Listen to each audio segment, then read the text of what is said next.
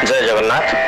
नहीं कहू अस जनमा जग माही, प्रभुता पाई जाही मद नाही। सम्मानास्पद प्रिय श्रोता बंधुगण, जीवन में आमे जेतेबेले जेतेबेले कौन सी पद पदवी युक्त आम हो स्वाभाविक ढंग से आम मान मनरे अभिमान आसी था, मद आसी था एवं अहंकार मध्य आसी था। प्रिय श्रोता बंधु मैंने यही परिप्रेक्षी में मुझे गोटे सुंदर छोटिया कथा कहवाक जाऊँगी। गोटे राज्य में शासन भार ग्रहण करने राजगादी शून्य हो पड़ी, कौन सी राजा नहांती एवं शासन अभाव प्रजा माने दुखित हेलेनी, चिंताशील हेलेनी, अराजकता सृष्टि हेलानी। जितेबाला राज्यभार ग्रहण करने जड़े कई योग्य व्यक्ति को खोजा कई कई प्रयास आरंभ कले, तो सेमानक कथारे राजा हवापाई कई आ राजी हेलेनी।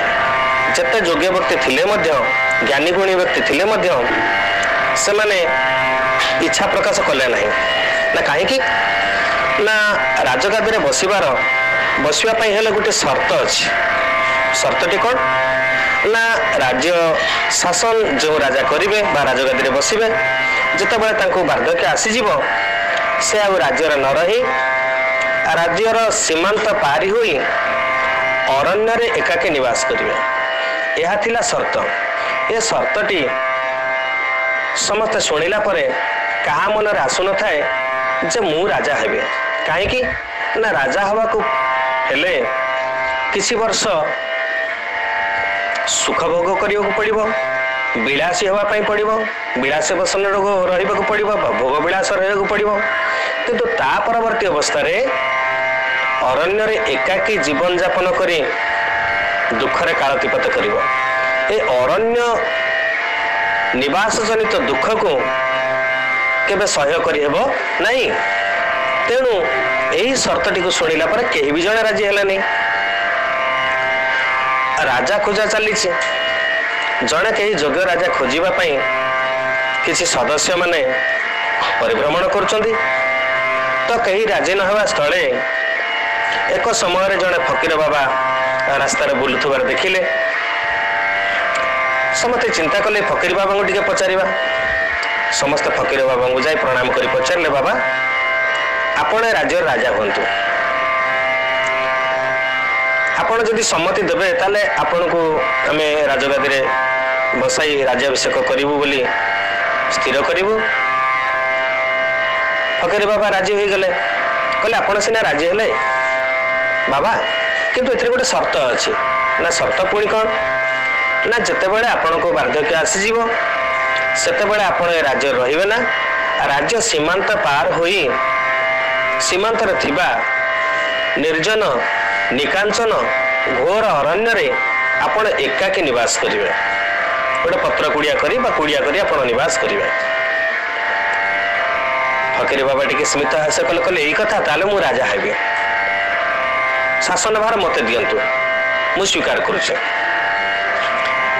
कहीं स्वीकार कले एवं तापरे फकीर बाबा को नहीं आनंदर सहित पूरा आनंद रे सुंदर भाव रे ताको अभिषेक कले। राज्याभिषेक सरला, राज्य शासन चलला। राज्य शासन किछि दिन गला परे फकीर बाबा तो राजा होइचंदी, सी गोटे कथा प्रस्तुत कले, गोटे काम प्रस्तुत कले, जेमिति राज्य शासन मो राज्य शासन समय प्रजा माने जेपरि दुख भोग न करती से प्रकार व्यवस्था कले।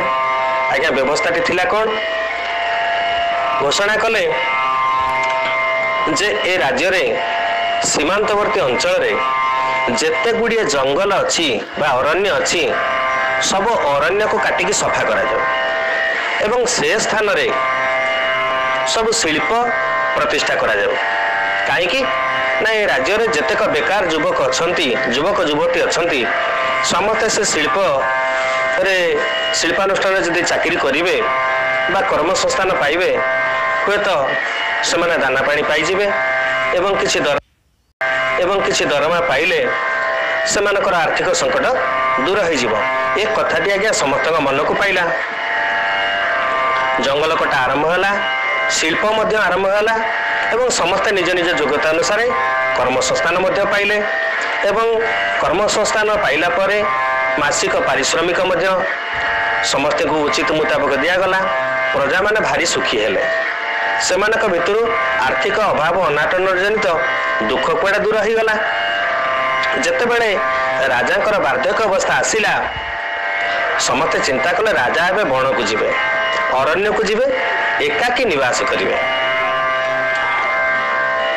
राज्य शासन और जेतेबेले अवसर समय आसीगला समस्ते कहले मणिमा आपण एबे अरण्य को जांतु। कहले ठीक अच्छी मु अरण्य को चली जीवी। ताले को अरण्य रही मत टिके से अरण्य को देखै दियो बा से अरण्य पथरे नहीं छाड़ी दियो। समस्ते चिंतार पड़िले जे आउ तो अरण्य नहीं, राजा जीवे कुआड़े, को अरण्य रहिबे। समस्त अकल पड़गले एवं सेठु से जानिले जे प्रकृत रे ए होउचंदी प्रकृतर योग्य राजा जे सुखरे अति उल्लसित हुअन्ति नहीं कि दुखरे भांगी पड़ते नहीं।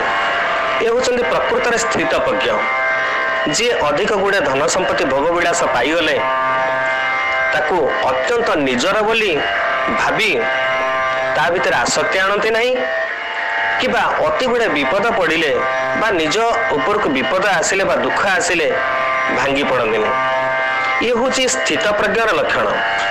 एवं पद पदवी पाइला परे मध्य भोग विलास कला परे मध्य